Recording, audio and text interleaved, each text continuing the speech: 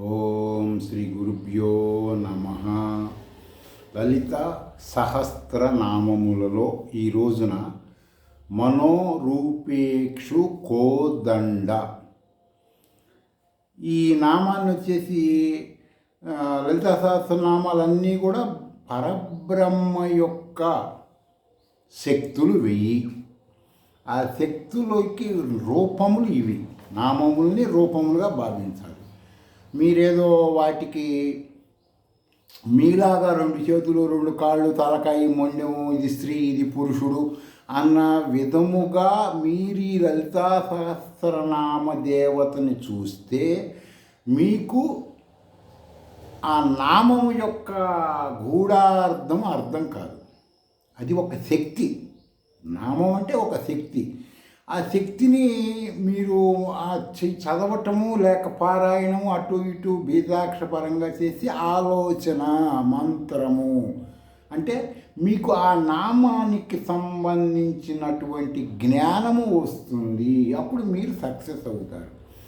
ఎట్లా అండి, బాగా వివరంగా చెప్పండి అంటే, ఇప్పుడు ఒక చిన్న అలంకారం కోసం చెబుతున్నా దీన్ని.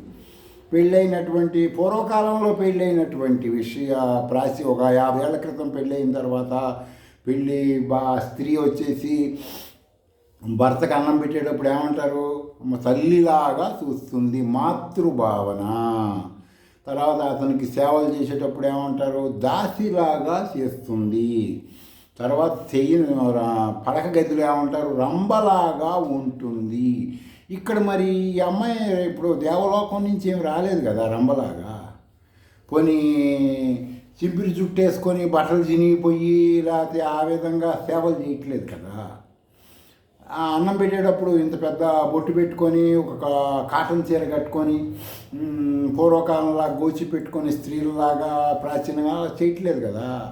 ఒకే స్త్రీ 3 రూపములు 3 కర్మలు చేసేటప్పుడు ఆ కర్మని పట్టి ఆ యొక్క శరీరానికి రూపము నువ్వు ఊహించుకుంటున్నావు. ఇవి శృతులు తెలియజేసిన జ్ఞానము అంటారు. అదే సూత్రం ప్రకారం ఇక్కడ వచ్చేసి లలితా సహస్రనామాన్ని మీరు ఎంతసేపు చూడాల్సింది ఆ నామము యొక్క శక్తి సామర్థ్యములు. అవి నీలో ఎక్కడ ఉన్నాయి అనేది ఆలోచన లేక మంత్రము చేస్తేనే తెలుస్తాయి. ఆ దేవతకి అవసరం లేదు. ఏది 2 చేతులు 2 కాళ్ళతో విశ్వ చైతన్య శక్తి. అది ఒక యూనివర్సల్ పవరు. నేడు ఉన్న ఏ మూర్తుల రూపము కాదు, పరబ్రహ్మ రూపము. అర్థమైందండి? సరే, గౌనము లేక అలంకారం కోసమే మీకు ఇలాంటివి చెప్పడం జరుగుతుంది.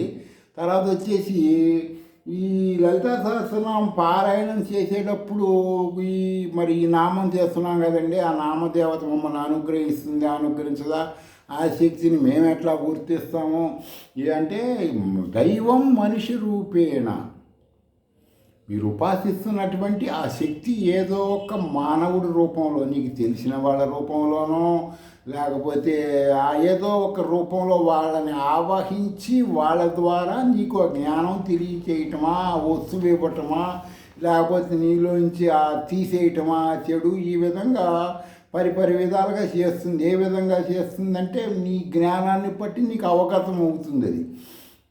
లేదంటే స్వప్నం, కొంతమందికి స్వప్నంలో వచ్చేసి ఈ సమస్యకి పరిష్కారాలు తెలుస్తుంటాయి. పగలాలు ఆలోచిస్తావు కదా, నీకు రాత్రి కూడా ప్రశాంతంగా ఉండగానే అది గుర్తు వస్తుంది అన్నమాట. ఆ విధంగా మీరు ఆ శక్తిని, ఆ నామరూపదేవతని అలా చూడాలి. ఇంకా అదే ఎట్లా అంటే మాకు ఇంకొంచెం బాగా ఆధ్యాత్మిక పరంగా శృతి ప్రామాణికంగా బాగా చెప్పండి అంటే, ఇప్పుడు శ్రీ విద్యలో పూర్ణ దీక్ష తీసుకొని మన శృతి ప్రామాణిక వ్యాహృతులు గతంలో చెప్పా కదా నేను. వ్యాహృతులు అంటే ఇవి అని చెప్పి మహాగాయత్రి మంత్రానికి ముందు వాడేవి.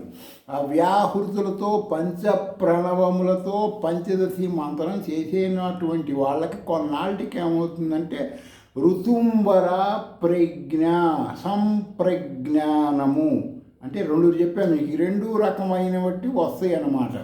వీటి పేర్లు ఏంటంటే, ఈ ఋతుంబర అంటే గణపతి అంటారు. ఋతుంబర అన్నదాన్ని గణపతి అంటారు. ఆ పేరు, అది దేని పేరండి? ఋతుంబర పేరు. అందుకే ఇప్పుడున్న గణపతిని పార్వతీదేవి సృష్టించింది అలంకారం కోసం కొన్ని కొన్ని కారణాలతో చెప్తారు. అందులో గూఢార్థం పరిపరి విధాల ఉంటుంది. దానిని దేవతగా మీరు భావించారని శృతి అంగీకరించదు కదా. శృతి చెప్పిన నామము రూపము దేవతనే అంగీకరిస్తుంది కదా. ఒక రాజ్యాంగం రాసుకున్న తర్వాత దాన్ని పట్టే న్యాయస్థానంలో తీర్పులు చెబుతారు. కానీ ఆయనకి నమ్మకం వచ్చింది, ఆయన తాతగారికి ఫలితం వచ్చింది, వాళ్ళ అబ్బాయి చెప్పింది సత్యం, అలాంటివి ఉండవు కదా. శృతులు చెప్పింది వినాల్సిందే. శృతుల జ్ఞానమే సత్యము, నిత్యము, శాశ్వతము. ఆ శృతులు ప్రామాణికంగా నిరుక్త వ్యాకరణములు అంటే ఏంటి, ఏ పదం ఎలా పలకాలి, ఆ పదానికి సంబంధించిన దాని వివరణ ఏంటి, ఇలా ఉంటాయి అన్నమాట. ఇప్పుడు కొన్ని మనం ఎలా తీసుకోవాలంటే, ఇప్పుడు మహామంత్రి తిమ్మరసను ఒక పేరు కలిగిన ఆయన ఉన్నాడు. శ్రీకృష్ణదేవరాయలు రాజుగా ఉండటానికి కారకుడైనటువంటి ఒక మహాజ్ఞాని, శృతుల జ్ఞానం తెలిసిన అతను. ఒక సందర్భంలో అతన్ని అడుగుతారు, ఏమంటే మరి ప్రాబ్లం వచ్చింది, ఏదైనా సిద్ధాంతిని పిలిచి ఏదైనా చేయిద్దామంటే, ఎన్ని వేస్ట్ పనులయా, ఏ గ్రహంచితే కృత్వా గ్రహ అంటాడు. ఎవడి టైం బాగలేకపోతే వాడు వెళ్తాడు సిద్ధాంతుల దగ్గరికి, స్వామీజీల దగ్గరికి. ఎవరు వెళ్తారు? టైం బాగలేనోడు వెళ్తాడు అని ఆ మహానుభావుడు చెప్పాడు. కాబట్టి దీనిని మీరు టైం బాగాలేనప్పుడే కదా నీకు అన్ని నష్టాలు లాభం, నువ్వు వెళ్తావు కదా, వెళ్ళినప్పుడు ఏం చెప్తాడు, ఏదో ఒకటి చెప్తాడు కదా. కాబట్టి ఇవన్నీ లోతుగా ఉంటే మీరు ఫలిత జ్యోతిష్యము అర్థమైందండి. అదేంటే మేము పుట్టంగానే జాతకం వేయించుకోవడం కరెక్టా కాదంటే వేయించుకోవచ్చు, తప్పేముంది. నమ్మకం సత్యం కాదు కదా. నమ్మకం అంటే నమ్మకం. ఇప్పుడు ఇది నా సత్యం అంటే ఏంటి, నోట్లో వేసుకోగానే పందారు తీగి ఉంటుందండి, ఉప్పగా ఉందంటే అసత్యం కదా. అలా సత్యము అసత్యము, సత్యమే శృతులు చెబుతాయి. ఫలిత జ్యోతిష్యం అసత్యం. ఎందుకనండి అసత్యం అంటే నీకు నెట్లోకి చూసుకో. మరి మా మంత్ర సాధన గణపతి మంత్రం వేరు, రూపం నువ్వు నీ అలవాటు కోసం నువ్వు క్రియేట్ చేసుకుంటున్నావు. శక్తి అది. గణపతి అనేది ఒక శక్తి, మహాశక్తి. ఏ శక్తి అండి? ఋతుంబర అనబడే శక్తి. నీకు వచ్చే శక్తి పేరు అది. సరేనండి. మరి కొంతమంది ఆ గణపతికి వచ్చేసి బుద్ధి సిద్ధులు అని రెండు ఉంటాయి. ఆయన ఇద్దరు భార్యలు, వాళ్ళ కళ్యాణం చేయటము, ఈ విధంగా కూడా డబ్బులు వేస్ట్ చేసుకుంటూ ఉంటారు. అక్కడ ఇక్కడ తీర్థయాత్రల పరంగా వెళ్ళినప్పుడు కూడా వాటికి కళ్యాణాలు చేయించి అనేక రకమైన చేస్తూ ఉంటారు. ఈ జ్ఞానం లేక చేస్తూ ఉంటారు. అదేంటండి జ్ఞానం లేకంటే ఆయన మరి ఇద్దరు పెళ్ళాలు లేరా అంటే పెళ్ళాలు అనరు వాళ్ళని. ఈ విఘ్నమును కలిగించే శక్తులు రెండు ఉంటాయి. ఎవరికి? ఋతుంబర ప్రజ్ఞ కానీ, లేకపోతే నువ్వు మోక్ష మార్గానికి, విముక్తికి, తర్వాత ఆత్మజ్ఞానము, ఇలాంటి వాటికి నువ్వు వెళ్ళే ప్రయత్నంలో బుద్ధి సిద్ధులని రెండు నీ కాళ్ళకు అడ్డం పడుతుంటాయి, స్పీడ్ బ్రేకర్లాగా. అర్థమైందా? ఎందుకు అడ్డం పడతాయి అంటే నిన్ను పరీక్ష చేయటానికి. నీలో ఉన్నటువంటి ఋతుంబర ప్రజ్ఞ సత్యమా అసత్యమా, ఏదో పెళ్ళం తిట్టిందనో, లేకపోతే కుటుంబంలో ప్రాబ్లమ్స్ వలన వీడు ఇందులోకి వచ్చాడా, నిజంగా వచ్చాడా అని పరీక్ష చేస్తారు కదా. ఆ విధముగా ఆ శక్తులు, రూపములు ఉండవు, శక్తులు అంటే మీకు ఆల్రెడీ చెప్పాను కదా ఇందాక, ఒక స్త్రీకి సంబంధించిన అన్నం పెట్టేటప్పుడు ఇట్లా ఉంటుందని. ఆ రూపం అన్నమాట నిన్ను పరీక్ష చేస్తూ ఉంటాయి. దీన్ని ఎలా చెప్తున్నారండి మీరు? యోగ రత్నావళి ఉపనిషత్తులో ఉంటాయి, ఇవి చూసుకోండి. అప్పుడు ఆ బుద్ధి సిద్ధులు అనేటువంటి అడ్డుపడ్డప్పుడు ఈ గణపతి వచ్చి వాటిని నివారణ చేస్తాడు. అడ్డుపడకుండా నివారణ చేసేది ఎవరు? గణపతి. అందుకని ఆయనకి విఘ్ననాశకుడు కానీ రకరకాలటువంటి పేర్లు ఇవన్నీ ఉంటాయి. అసలు యథార్థం ఏంటయ్యా? శృతి ప్రామాణికంగా నువ్వు ఏదైనా ఒక మంత్రం చేస్తున్నావు, మంచి డీప్గా వెళ్ళావు, ఏదో ఒక మంత్ర సాధన ద్వారా వెళ్ళినప్పుడు ఆ శక్తి నీ దగ్గరికి వచ్చే ప్రయత్నములలో ఆ శక్తిని నువ్వు దుర్వినియోగం చేస్తావా, సద్వినియోగం చేస్తావా, దానివల్ల మరి లోకంలో అనేక రకములైన అమాయకులు, అజ్ఞానులు, అవిద్యాపరులు ఉంటారు. వాళ్ళకేం తెలీదు, షార్ట్ టెంపర్లో ఉంటారు, ఏదో మాడతారు. నువ్వు వాళ్ళ మీద ఈ శక్తిని దుర్వినియోగం చేస్తావేమో అన్నటువంటివన్నీ నిన్ను పరీక్ష చేయటానికి ఈ బుద్ధి సిద్ధులు అనబడేవి నిన్ను పరీక్ష చేస్తుంటాయి అనేక రూపములతో, అనేక విధాలుగా. వాటిని నువ్వు అప్పుడు నువ్వు కరెక్ట్గా మంత్ర సాధన చేస్తూ మనసులో సత్యంగా ఉన్నావు అనుకో. ఇప్పుడు మనసులో ఒక అమ్మాయి గడ్డి కోసుకుందా, వెళ్దా, ఎవరు లేరు ఆ కొండల్లోకి అన్నావు అనుకో, ఏం అర్థంతో ఉంటుంది అంటే నువ్వు మనసులో ఏ భావంతో మాట్లాడుతున్నావు, ఇవన్నీ లోపల ఉన్న ఈ శక్తులు పరీక్ష చేస్తాయి. అర్థమైందా? ఆ విధంగా వెరిఫికేషన్ చేసే ఈ శక్తుల పేరు బుద్ధి. అంతేగాని ఇలా కళ్యాణం ఇవన్నీ రకరకాలు ఏదో రకంగా దాని గురించి మీరు ఎప్పుడైతే శృతుల్లోకి వెళ్ళినా లలితాసనం గూఢార్థంలోకి వెళ్తే నీకు తెలుస్తాయి మీకు. సరే, ఈ గణపతిని ఆ విధంగా అంటారు. గణపతి పేరు గతంలో కూడా గణపతి గురించి చెప్పాను మీకు నేను. పసుపు బొమ్మ పెట్టుకుంటారు. ఇది వేదం ఏదైనా ముఖ్యమైన పూజలు అలాంటప్పుడు పసుపు బొమ్మ పెట్టేది అందుకే. తొండము ఇవన్నీ పెట్టరు కదా, అది సంగతి. ఇవన్నీ లోతు విషయాలు.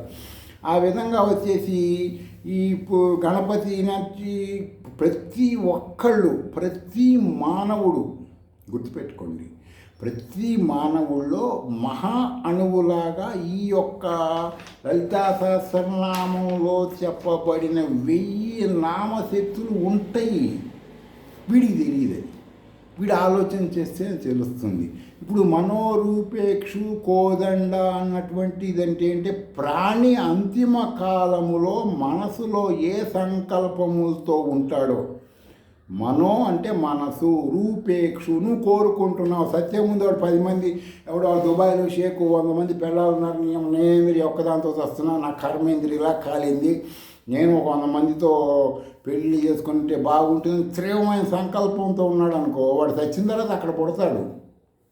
అక్కడ పుట్టిదా అంటే వీడి కర్మలను బట్టి ఆ వెంటనే జన్మలో కాదు, ఏదో ఒక జన్మలో 84 లక్షలు అని చెప్తున్నాయి కదా, ఏదో ఒక జన్మలో పుడతాడనమాట. అట్లా అనమాట. అంటే మీకు అర్థమవ్వాలి అని అలంకారం కోసం చెప్పాను.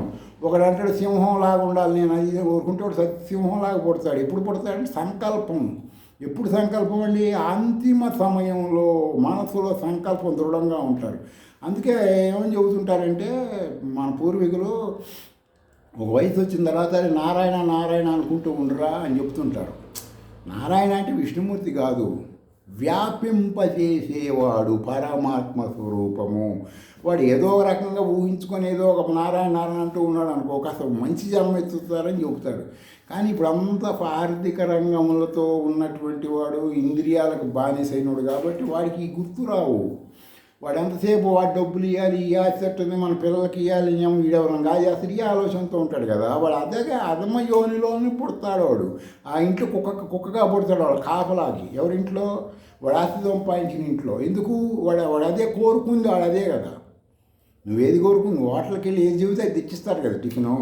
అట్లాగే నీ మనసులోని సంకల్పం నెరవేరుస్తుంది ఈ శక్తి. నీకు నీ కర్మను బట్టి ఆ సంకల్పం కోరుకుంటావు, నీకు నెరవేరుస్తుంది. సరే అండి, మరి అది మనోరూపేష్ కోదండం అంటే ఒక శక్తి కలిగిన ఆయుధం. మీరు అలంకారం కోసం ఆయుధం పేరు చెప్పడం జరుగుతుంది వివరణలో. కానీ అసలు ఏంటంటే శరీరం గత జన్మ మనసులో సంస్కారం ప్రవేశపెట్టే క్రియలు అవి. సరేనండి. ప్రతి ప్రాణి యందు సమదర్శనమైన న్యాయముతో ఉండే ఆయుధం. ప్రతి ప్రాణి యందు సమదర్శనం, ఏ విధమైన రాగద్వేషాలు ఉండవు. ఎవరికి? ఈ మనోరూపేక్షు కోదండ అనబడే శక్తికి. నువ్వేదో 2 కాళ్ళు 2 చేతులు పెట్టుకొని ఆ ఊహించుకున్న విధంగా ఉండదు. ఇది ఒక శక్తి నీలోనే ఉంటుంది. నువ్వు సంకల్పం చేసిన దానికి వీట్నెస్ పక్కనే ఉంటుంది, వెంటనే అది ఏర్పాటు చేస్తుంది. నువ్వు కరెక్ట్ సంకల్పం చేసి, అందుకని మంత్రశాలలో ఉండి శ్రీ విద్య మంత్రశాలలో ఉన్నప్పుడు నువ్వేం చేస్తావు? ఏదో మంత్రం చేస్తూ ఉంటావు కదా. హాస్పిటల్లో ఉన్నప్పుడు, బాధల్లో ఉన్నప్పుడు, కష్టాలు ఉన్నప్పుడు, దానికి విట్నెస్ కదా. అప్పుడు నీకు దానికి తగ్గ ఫలితం ఇస్తుంది. ఈ లోతు విషయాలు. సరే అండి. నామరూప దేవశక్తిని గుర్తించి జన్మ లేకుండా చేసుకోవచ్చా? ఈ నామరూప దేవత ద్వారా లౌకిక ప్రయోజనాలు పొందవచ్చా అంటే పొందవచ్చు. ఈ నామదేవత 7 రకములైనటువంటి విధాలుగా సాధకులను అనుగ్రహిస్తుంది. ఎలా అనుగ్రహిస్తుందండి సాధకుల్ని? చెప్పండి అంటే, ఒకటి ఖాళీ నల్లని శక్తితో ఉంటుంది, నీ మనసులో ఉంటుందన్నమాట. ఈ యొక్క శృతి ప్రామాణికంగా కరాళి భయంకరంగా ఉంటుంది. మనోజవ మనసుతో సమానమైన వేగముతో నీ కార్యం నెరవేరుస్తుంది. సులోహిత ఎర్రని రంగు కలిగిన శక్తి. సుద్రూమ వర్ణ దట్టమైన పొగమంచు కలిగిన శక్తి. విస్ఫులింగిని అంటే అగ్గిరవ్వలో ఎగజిమ్మే రూపములో ఉండే శక్తి. దేవి అంటే అనేక కిరణములు కలిగిన రూపము. ఇవన్నీ కూడా ఏంటంటే ఈ శృతి ప్రామాణికంగా వ్యాకరణము నిరుక్తము వీటి ప్రామాణికంగా ఇవి ఉంటాయి నామాలు. ఇవి అందరికీ అర్థం కానిబట్టి అప్పుడు మనం రూపేసుకోదనగా నువ్వేదో ఊహించుకో. అసలు విషయాలు ఇవి నీలో ఉన్నటువంటి ఈ 7 శక్తులు నువ్వు యాక్టివేషన్ చేసుకున్నావు అనుకో, 7 రకాల పనిచేస్తుంది. ఏది కోరుకుంటే అది ఆ విధంగా అన్నమాట తెలుసుకోవాలి. ఈ విధంగా ఈ నామరూప దేవత 7 మంత్ర విద్యలు 7 బీజాక్షరాలు ఇవన్నీ ఉంటాయి వీటికి. శ్రీ విద్యా గురువుల దగ్గరికి వెళ్తే చెబుతారు. లలిత సహస్రనామంలో ముందుగానే చెబుతారు. నిన్న కూడా చెప్పా కదా, దాన్ని చూసుకోండి, ఆ విధంగా దాన్ని చేసుకోండి.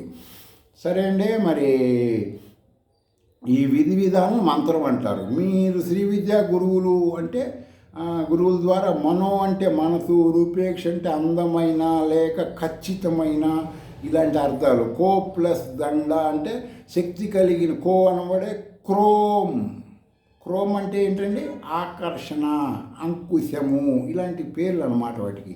ఆ ఆయుధంతో నీ మనసులో ఒక అందమైన ఆలోచనలు కలిగించే రూపము రకరకాలుగా ఉంటుందన్నమాట. కాబట్టి మీరు లలితా సహస్రనామం చదివే వాళ్ళు ఏం చేయాలంటే బాహ్యపరంగానే చూస్తారు ఎవరైనా సరే. బాహ్యపరంగా చూసి ఆ విధంగానే ఎట్లా ఇస్తుందండి ఆకాశంలో నుంచి వచ్చి, మరి మీ స్లాబ్ ఉంది కదా, ఇంటికి స్లాబులు ఉంటాయి కదా, స్లాబ్ బగలు కొట్టుకొని కిందకు వచ్చి నీకు ఇవ్వాలి కదా. ఆమె ఇవ్వాలంటే ఆకాశం నుంచి తలుపులు కిటికీల నుంచి రాదు. ఎందుకంటే నువ్వు ఊహించుకుంటున్న రూపం మరి భయంకరంగా ఉంటుంది కాబట్టి. అది నువ్వు జ్ఞానము వస్తే కానీ నీకు ఆ దేవత శక్తి అర్థం కాదు. ఎలా అండే శక్తి అంటే కరెంటు లాంటి శక్తి. నువ్వెవరివి? వైరు లాంటి వాడివి. నీలోకి ఆ శక్తి వచ్చిందనుకో, శివశక్తి యుక్తో యది భవతు. ఆ శక్తి లేనప్పుడు నువ్వు నిస్సహాయుడు అయ్యి శవములాగా ఏడుస్తూ ఉంటావు. ఆ శక్తి నీలోకి రాగానే నువ్వు శివుడులాగా సమస్యను సాల్వ్ చేసుకుంటావు. ఈ విధంగా వచ్చేసి ఫిలాసఫీ అంటారు దీన్ని. మీరైనా మీకైనా ఇది తెలుస్తుంది. ఎప్పుడు తెలుస్తుంది? ఏదైనా మంత్ర సాధన చేయాలి కదా. మంత్ర సాధన అంటే ఏంటి? ఆలోచన చేయాలి కదా మీరు. ఇప్పుడు లలిత సహస్రనామం శృతి ప్రామాణికం 1000 రకములైన ఆలోచనలు, 1000 మంత్రాలు ఉన్నాయి ఇందులో. ఇప్పుడు ప్రపంచంలో ఉన్నటువంటి సర్వమంత్రాలు ఇందులోనే ఉంటాయి అన్నమాట. కాబట్టి మీరే తెలుసుకోవాలి. ఇప్పుడు శ్రీచక్ర నవావరణ గుప్త గాయత్రి చెప్తున్నాను. ఈ రూపాలే కదా అవి కూడా, ఈ పరమేశ్వరి శక్తులే కదా అవి కూడా. అది మీరు ఇవన్నీ ఏంటంటే కొంతమంది బట్టి చదువుతారు. గతంలో కూడా చెప్పాను, మీ పిల్లల్ని బట్టి చదివిస్తున్నారు. వాళ్ళని పెద్ద ఉద్యోగాలు, సాఫ్ట్వేర్లు, హార్డ్వేర్లు, పెద్ద పోస్టుల్లో ఉంటారు. స్టేట్ సెల్, యుఎస్ఏలు, బ్రిటన్లు అన్నీ తిరుగుతారు. కానీ వ్యవహారిక కుటుంబ పరంగా ఒక సమస్య వస్తే, ఒక ఆరోగ్యపరంగా కానీ ఆర్థిక పరంగా కానీ ఏదైనా ఒక తీవ్రమైన సమస్య కుతలమైపోయి ఏం చేయాలో తెలియక రకరకాలు చేసుకుంటుంటారు. ఇప్పుడు ఆ దేశంలోకి రాని లేదనగానే కొంతమంది పాపం సూసైడ్ చేసుకుని మంది కూడా కొంతమంది చనిపోవడం జరిగింది. ఇట్లాంటివన్నీ ఎందుకు? అప్పుడు నీకు మనసే నీకు పనిచేస్తుంది. ఇవన్నీ తెలుసుకోవడానికి మనసు పనిచేస్తుంది. నువ్వు ఎక్కడికి వెళ్తే నిజం తెలుస్తుంది? మంత్ర సాధన చేస్తే ఏం తెలుస్తుంది? బుద్ధి. నువ్వు ఎప్పుడైతే టచ్ చేస్తావో బుద్ధి పక్కనే ఆత్మ ఉంటుంది. అది నిన్ను యాక్టివ్ చేస్తుంది. ఎలా చేస్తుంది అంటే సలిమంట వేసుకో, నువ్వు మంట దగ్గర ఉండవాక ఆ పక్క నుంచి వెళ్ళు, నీకు వేడి తగులుతుంది కదా. నువ్వు బుద్ధి దగ్గరికి వెళ్ళగానే పరమాత్మ జ్ఞానం వస్తుంది, లేకపోతే రాదు. మనసు ఎంతసేపు ఇన్పుట్ బయట నుంచి తీసుకొని నిన్ను ఆ, ఈ యొక్క కర్మను బట్టి ఇన్పుట్ ప్రవర్తిస్తూ ఉంటుంది. అవుట్పుట్ అంటే ఏంటి, ఇన్పుట్ అంటే ఏంటి, హిప్పో క్యాంపస్, పిట్యూర్ గ్రంథి. ఇవి ఎప్పుడు నువ్వు చేసే శబ్దములు, ఆ శబ్దముల వలన అవి యాక్టివేషను శృతి ప్రామాణికంగా అవుతాయి. ఆలోచించండి, లలితా సహస్రనామాన్ని శబ్ద అర్థ జ్ఞానంతో చదవండి, గురువుల దగ్గర నేర్చుకోండి, ఉత్తమ ఫలితాలు పొందండి.